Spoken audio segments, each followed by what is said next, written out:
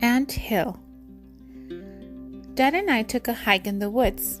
We walked for a long time and stopped to take a rest. We sat down on a log and had a drink of water. A big hill was nearby. Dad said, "Look, there's an ant hill." I walked up to the hill and took a closer peek. At first it looked just like a dirt hill.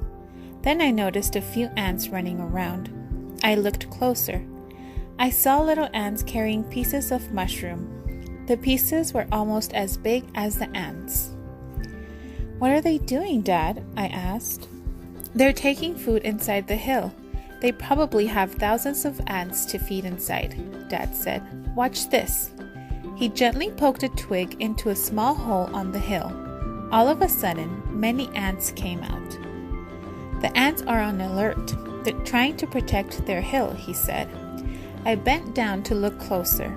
Some ants climbed on my shoes. "We should leave now," Dad said. Dad and I walked and walked until we were home. Now, whenever I see one ant, I stop and think about the city of ants they might be feeding and protecting.